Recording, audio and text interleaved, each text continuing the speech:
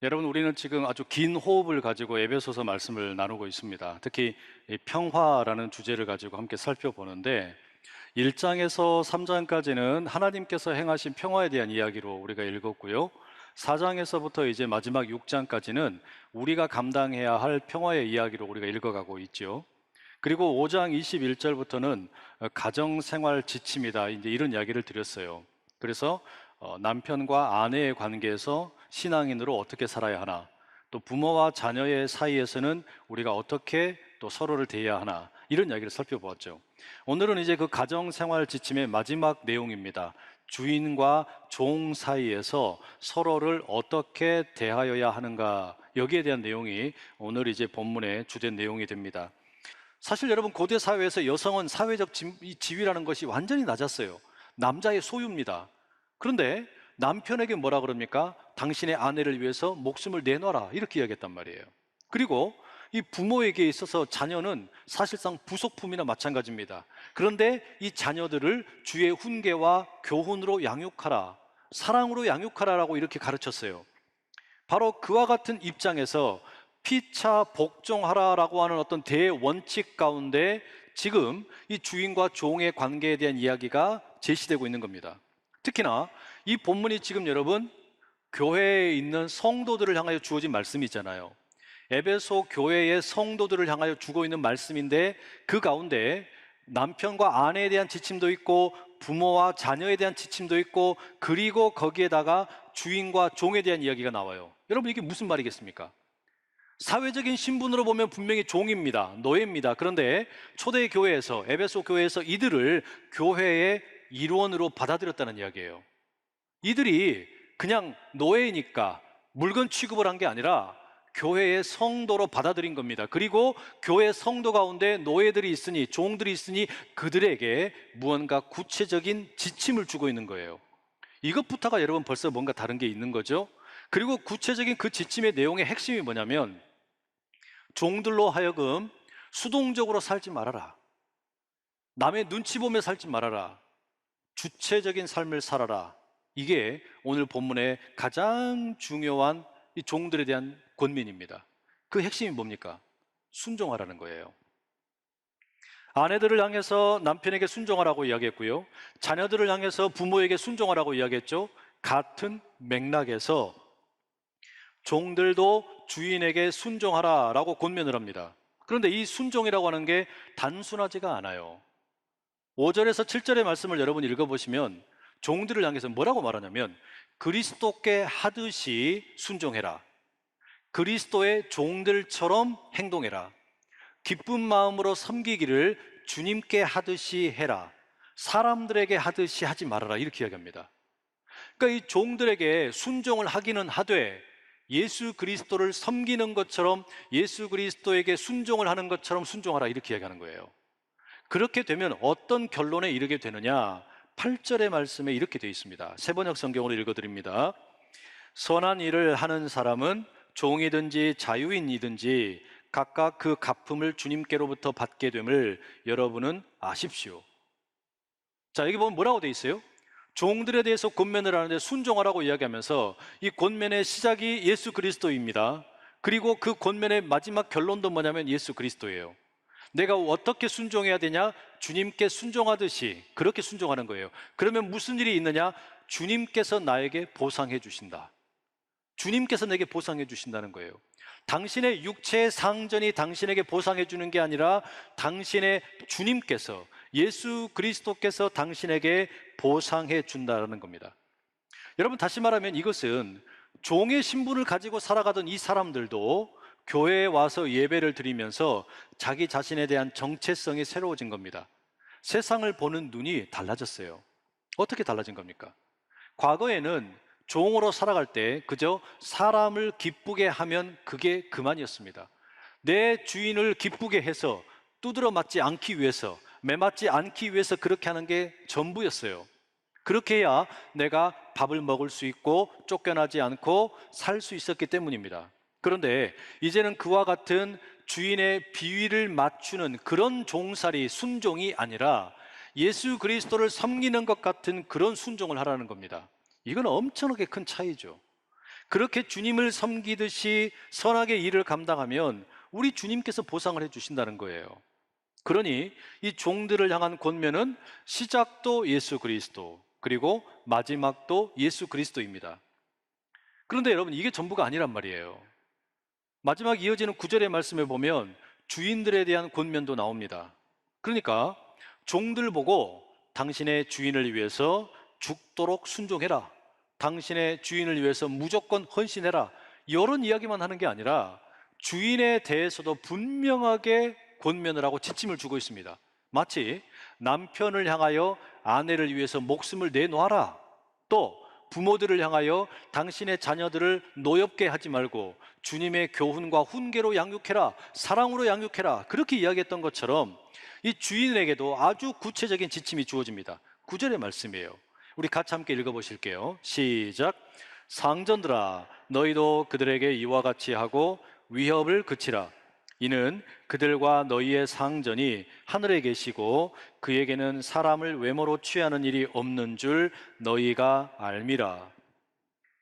여러분, 우리가 5절에서부터 9절까지 오늘 본문을 지금 함께 읽고 있는데, 이 가운데 종에 대한 이야기가 5, 6, 7, 8절 4개의 절을 담고 있죠. 반면에 주인에 대한 내용은 9절 하나밖에 없어요. 그러니까 종에 대한 내용이 훨씬 더 많다라고 말할 수 있습니다. 하지만 내용적으로 들여다보면 주인에 대한 권면이 이게 만만치가 않습니다. 주인에게 지금 어떻게 하라라고 이야기하는가, 이 내용을 검토해 보면 상당히 무거운 내용이에요. 주인에 대해서 이 9절의 말씀에 3가지를 권면합니다. 그 첫째가 뭡니까? 너희도 그들에게 이와 같이 하라, 이렇게 말합니다. 주인들에게 너희들이 종들에게 그들이 너희에게 하는 것처럼 하라는 이야기예요. 그러니까 종들이 주인에게 예수 그리스도를 섬기듯이 순종하는 것처럼 주인들도 그렇게 하라는 겁니다. 여러분, 이게 파격이죠. 완전히 파격입니다. 아니, 주인이 왜 그렇게 해야 돼요? 종은 내 소유일 뿐인데, 내 마음대로 하면 되는데 왜 종이 나에게 하는 것처럼 내가 그들에게 해야 됩니까? 말이 안 되잖아요. 그런데 성경은 그렇게 가르치는 겁니다. 그리고 여러분, 그들에게 이와 같이 하라, 이것은 사실상 뭐냐면 황금률이죠. 마태복음 7장 12절에 이런 말씀이 있죠. 남에게 대접을 받고자 하는 대로 남을 대접하라. 여러분, 이게 뭐예요? 내가 대접을 받고 싶은 대로 상대방에게 대접을 해라. 이것을 지금 동등한 관계에 있는 사람들에게 이야기하는 게 아니라 주인과 종에게, 주인과 노예 사이에 주인에게 이렇게 이야기하는 겁니다. 그러니까 종에게 지금 뭔가 존경받고 싶고 종에게 대접받고 싶으면 당신도 그렇게 해, 이렇게 이야기하는 거예요. 여러분, 이거 얼마나 충격적이에요. 두 번째, 주인에게 이렇게 말합니다. 위협을 하지 말아라. 위협적으로 하지 말아라. 아니, 주인이 입장에서 볼 때 여러분, 종이라고 하는 것은 사물이나 마찬가지이고 내 마음대로 할 수 있는데 때릴 수도 있고 뭐 죽일 수도 있어요. 그런데 그렇게 하지 말라는 거예요. 위협하지 말아라. 인격적으로 대우해 주라는 이야기입니다. 여러분, 이게 말이 됩니까? 사실상 이건 여러분, 그러니까 노예 제도에 대해서 근간을 흔드는 내용이에요. 충격적인 거예요. 고대 사회의 어떤 그 노예 제도의 기준에서 보면 어마어마하게 말도 되지 않는 그런 어떤 과격한 말씀이란 이야기입니다. 세 번째, 왜 이렇게 이야기하냐? 왜 주인들에게 이처럼 종들에게 대접받고 싶은 대로 먼저 대접을 하고 그들에게 위협적으로 하지 마라고 이야기하냐면, 주인이 되었든 종이 되었든 여러분들에게는 공통적으로 하늘의 주인이 따로 있기 때문이다, 이렇게 얘기하는 거예요. 당신이 이 땅에서는 주인일지 몰라도 하늘에 정말 진정한 주인, 우리 하나님이 계신다는 거예요. 그러니 함부로 하지 말라는 거예요. 하나님께서 때가 되면 당신도 그렇게 심판하실 것이니까 사람을 외모로 취하는 분이 우리 하나님이 아니시니까 함부로 하지 말라는 겁니다. 여러분, 어때요? 이 말씀 자체가 어마어마하게 지금 개혁적인 거죠. 과격한 거죠. 당대의 어떤 사람들이 당연하게 여기던 노예제도에 대해서 노예제도를 지금 부인하지 않은 것 같지만 사실상 노예제도의 근간을 흔드는 가르침입니다. 파격적인 말씀이에요. 바로 그런 의미에서 오늘 본문은 노예제도를 옹호하고 지지하는 무조건 나쁜 말씀으로 읽을 수가 없다는 이야기입니다. 자, 근데 문제는 이겁니다. 우리 사회는 지금 노예제도가 없잖아요. 뭐 주인이 있고 종이 있고 그런 사회가 아니지 않습니까? 그렇다면 과거에는 주인과 종이 있으니까 그 노예 제도가 있었으니까 그렇다 치더라도 오늘 우리가 이 말씀 읽을 때 이게 도대체 무슨 의미가 있냐고요. 이게 오늘 나에게는 무슨 의미가 있을까? 이게 오늘 우리에게 어떤 교훈이 되는 걸까? 여러분, 이게 뭘까요? 주인과 종에 대한 이 이야기를 우리가 어떻게 받아들이면 좋겠습니까? 저는 오늘 이 말씀을 우리의 일터, 우리의 직장 생활과 관련지어서 좀 말씀을 드리고 싶어요. 왜냐? 주인과 종에 대한 이야기, 그런 어떤 수직적인 관계는 아닐지라도 이것은 곧 오늘 우리들의 직장 생활, 일터와 관련된 아주 중요한 메시지를 담고 있기 때문입니다. 구체적으로 말씀을 드리면 크게 두 가지예요. 하나는 개개인에게 있어서 어떻게 일터에서 행복하게 살 수 있을까? 이게 하나 있고요. 또 하나 두 번째는 뭐냐면 어떻게 우리 개개인을 뛰어넘어서 공동체적으로, 조직적으로 이 일터의 문화를, 직장의 문화를 건강하게 만들 수 있을까? 이 두 가지입니다. 첫째, 우리 개개인이 어떻게 일터에서 그러면 신앙인으로서 우리의 영성을 지키며 살 수 있느냐? 내가 경영자가 되었든 노동자가 되었든 우리가 일터에서 하는 일을 주께 하듯이 하면 됩니다. 오늘 본문의 가르침이 그거죠. 주께 하듯이 하라. 주님을 섬기듯이 하라, 이 말입니다. 이걸 다르게 표현하면 여러분, 일터에서 내가 하는 일이 곧 주님의 임재를 연습하는 일이 되게 하라라는 가르침입니다. 오늘 본문에 소개되는 이 종과 주인은 분명히 사회적인 신분이 다릅니다. 한 사람은 자유가 없어요. 그리고 또 한 사람은 자유가 있는 사람이죠. 한 사람은 시키는 일만 하면 되고 또 한 사람은 일만 시키면 돼요. 그렇기 때문에 이 둘 사이에는 극복될 수 없는 어떤 그 차이점이 있어요. 그럼에도 불구하고 이 주인과 종 사이에 공통점이 있죠. 그게 뭡니까? 이들은 지금 다 그리스도인이에요. 에베소 교회 성도라는 이야기입니다. 주인이 되었든 종이 되었든 이들은 모두가 다 신분으로는 차이가 있지만 그들의 모두에게는 예수 그리스도가 계십니다. 그렇기 때문에 사회 통념상으로는 절대로 극복할 수 없는 차이점이 있지만 이들 모두는 예수 그리스도를 함께 공유하고 있습니다. 때문에 내가 회사의 오너로서 경영을 하든 아니면 월급을 받고 일하는 직장인이든 내게 주어진 일을 주께 하듯이 하라라고 하는 대원칙은 다르지가 않습니다. 이건 동일한 거예요. 우리 일터 역시 마찬가지라는 겁니다. 우리 모두는 다양한 일을 합니다. 맡고 있는 직책도 달라요. 어떤 사람은 회사의 대표입니다. 또 어떤 사람은 중간 관리자가 있어요. 어떤 사람은 이제 막 들어간 말단 직원, 신입 회사 사원도 있겠죠. 어떤 일을 하든지 상관없어요. 어떤 직책이든 상관없습니다. 우리가 일을 대하는 태도를 어떻게 해야 되는 거냐면 예수 그리스도를 섬기듯이 하라라는 겁니다. 교사가 학교에서 학생들을 가르칠 때, 의사가 환자들을 진료하고 간호사가 환자들을 대할 때, 또 변호사가 법률 자문을 구하는 의뢰인들을 만날 때, 편의점에서 아르바이트하는 학생이 손님들을 대할 때, 회계사가 장부를 감사할 때, 비서가 문서를 타이핑할 때, 택시 운전하는 분들이 손님들을 맞이할 때, 가정에서 주부가 음식을 준비하고 청소를 할 때, 어떤 경우가 되었든지 간에, 무슨 일이 되었든지 간에 내가 하는 일은 곧 예수님을 섬기는 일이다. 예수님에게 하듯이 한다. 이게 여러분 우리에게 일터를 행복하게 만드는 어떤 영적인 비결이라는 거예요. 그러니까 여러분 이것은 뭐 일하는 곳에 가가지고 그냥 일을 미뤄두고 큐티하라는 이야기가 아니에요. 지금 일해야 되는데 일을 덮어놓고 성경 읽으라는 이야기가 아니에요. 내가 하는 그 일, 컴퓨터 작업을 하고 고객을 만나고 아주 그냥 허드렛 일 같은 걸 하는 그 자리에서 하나님의 임재를 구하라는 겁니다. 여러분 그때 무슨 일이 벌어지겠습니까? 여러분의 일터가 이제는 더 이상 저주받은 일터가 아니라 하나님께서 일하시는 하나님의 축복의 일터가 되는 줄로 믿습니다. 여러분 그때 우리는 마지못해서 돈을 벌기 위해서 그냥 어쩔 수 없이 일하는 것이 아니라 주님의 다스리심을 경험하는 복된 일터를 맛보게 된다는 이야기예요. 그러니 여러분의 일터가 돈과 거짓으로 가득한 그런 일터, 어쩔 수 없이 하는 일터, 게으름과 땡땡이를 치는 그런 일터가 아니라 살아계신 주님의 임재를 경험하는 복된 일터 될 수 있기를 간절히 소망합니다.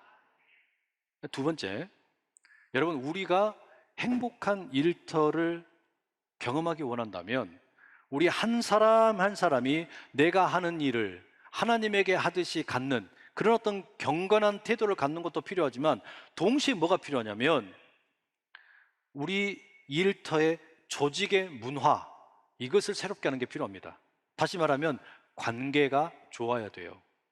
함께 일하는 사람들과의 관계, 그 일터에 나 혼자서 그냥 깨끗하게, 나 혼자서만 바르게, 나 혼자서만 하나님의 영광을 구하는 것, 이것도 중요하지만 그것 가지고 다 안 된다는 이야기예요.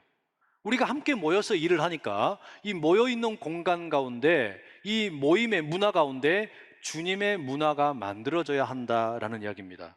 그래서 일터의 영성은 개인의 영성과 함께 이 공동체의 영성이 꼭 필요해요. 관계가 건강해야 된다는 이야기입니다. 이것은 우리 한국 사회에 있어서 특별히 중요해요. 한국은 이 노사의 갈등이 참 심하죠. 그래서 이 노사 갈등의 문제로 인해서 우리가 허비하는 어떤 그 비용이 꽤 많습니다. 제가 뭐 몇 주 전에도 그런 이야기 드렸지만, 특히 우리 MZ 세대, 요즘 우리 이제 젊은 청년들이 그렇게 열심히 대학 공부를 하고요, 취업 준비를 해가지고 회사에 들어가는데, 글쎄, 둘 중에 한 명은 2년 안에 자기 회사를 그만둔답니다. 그렇게 열심히 준비해가지고 회사에 들어갔는데 견디지를 못하고 나오는 거예요. 아마 이게 그 조직에 오랫동안 있었던, 일터에 오래 있었던 선배들의 눈에 보기에는 좀 한심스러워 보일 수도 있어요. 20대 청년들이 그 90년대생들의 그 어떤 일하는 태도가 마음에 들지 않을 수가 있습니다. 너무 일을 소홀하게 생각하고 진지하게 일하지 않는 것처럼 보인다는 이야기예요. 소위 무슨 뭐 소확행이라고 그래가지고 작지만 확실한 행복을 추구한다. 또 무슨 뭐 워라벨이라 그래서 일하는 것과 내 삶의 균형을 찾는다, 뭐 이런 이야기 많이 하잖아요. 그러니까 그런 어떤 젊은이들의 태도를 보면, 아니 뭐 저것들은 일을 제대로 하지도 않고 맨날 놀 생각밖에 안 해, 진지하지가 않아, 이렇게 생각될 수 있다는 이야기예요. 물론 일부분 그런 면이 있겠죠. 그런데 입장을 바꿔서 한번 여러분 생각을 해볼 필요도 있습니다. 왜 90년대생들이, 왜 MZ세대가 그렇게 열심히 공부해가지고 회사에 들어갔는데 자기 발로 회사를 그만두고 나오는 걸까? 그 이유는 뭐겠습니까, 여러분? 나보고 바뀌라고만 이야기하지 말고 이 회사의 조직의 문화가 좀 어떠한지를 살펴주십시오, 이거 요구하는 거 아니겠어요? 다시 여러분, 노사의 문제, 회사의 문제를 한번 돌아가 봅시다. 그렇기 때문에 이것은 개개인의 영성을 새롭게 하는 것만으로는 충분하지가 않다는 이야기예요. 우리의 이 일터가 행복하려면 이 조직의 문화가 바뀌어야 돼요. 관계가 건강해야 된다는 이야기입니다. 자, 그러면 성경은, 오늘 본문은 우리에게 이 회사가, 특별히 우리의 일터가 어떤 노사 관계를 가져야 한다라고 말하는 것 같습니까? 두 가지를 말씀해요. 이게 좀 추상적일 수도 있고 말도 되지 않는 이야기라고 할 수도 있지만 성경 그렇게 가르칩니다. 첫째가 평등이에요. 평등.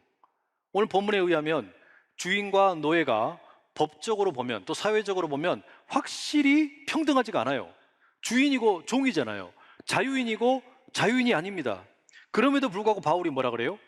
이 주인과 종이 모두 다 하나님 앞에서 평등하다. 하나님은 외모로 취하지 않으신다.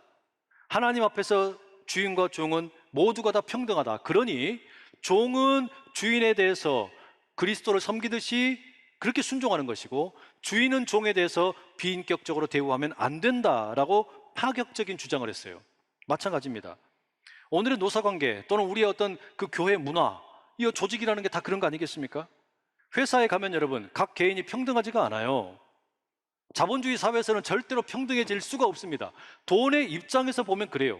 주식시장만 해도 주식을 내가 얼마나 많이 가지고 있느냐에 따라서 대우가 다릅니다. 완전히 달라요. 내 직급이 뭐냐에 따라서 대우가 달라요. 그러나 돈의 입장에서는 그럴지 몰라도, 자본주의의 입장에서는 그럴지 몰라도 하나님 앞에서 함께 살아가는 피조물의 입장에서 보면 어떤 직급이 되었든, 경영자가 되었든 노동자가 되었든 그들 모두는 다 어떻다는 겁니까?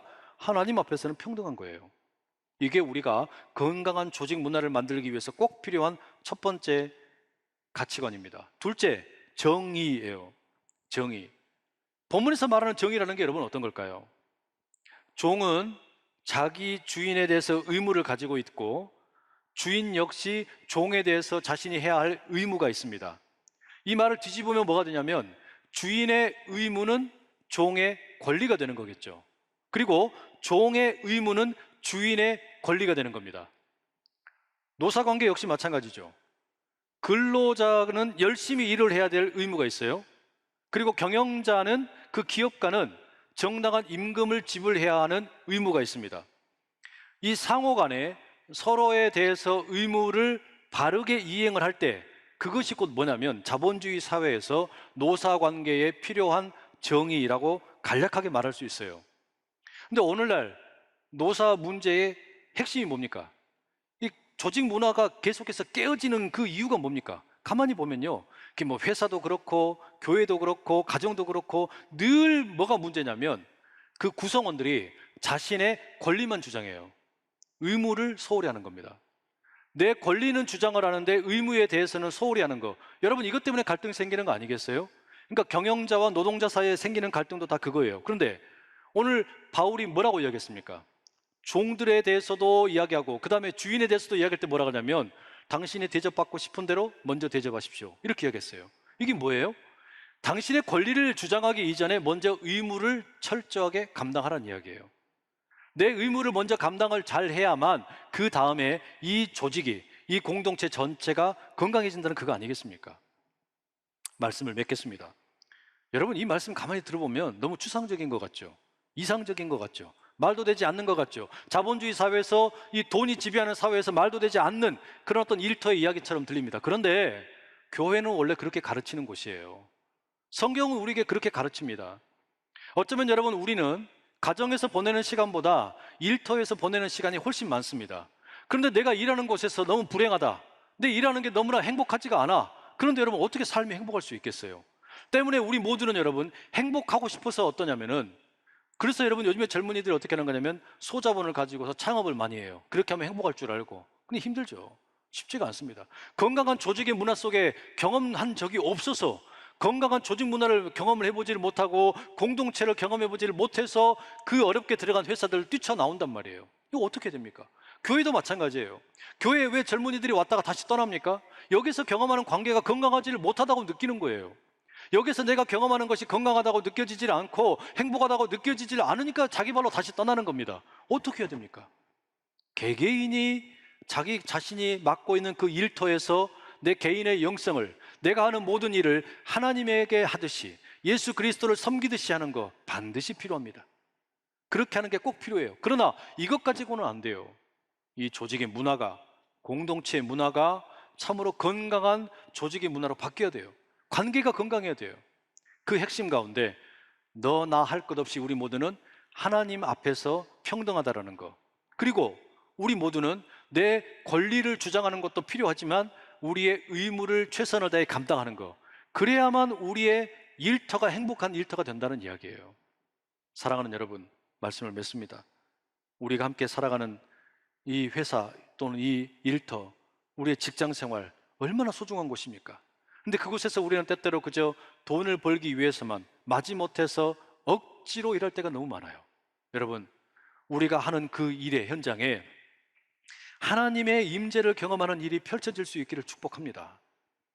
뿐만 아니라 그 일터에 건강한 믿음의 관계가 만들어지고 이 평화의 관계가 만들어져서 세상과 뭔가 조금 다른, 이 교회 다니는 사람들이 경영하는 사업장은 뭔가 다르구나, 교회 다니는 사람들이 일하는 일터는 뭔가 다르구나, 이와 같은 일들이 우리 안에 마음껏 펼쳐지고 우리 1,500여 개 모든 사업장 또 우리 회사들 그렇게 다 든든히 세워지고 여러분이 일하시는 모든 일터가 그렇게 하나님으로부터 만복을 누리는 귀한 곳이 다 될 수 있기를 간절히 축복합니다.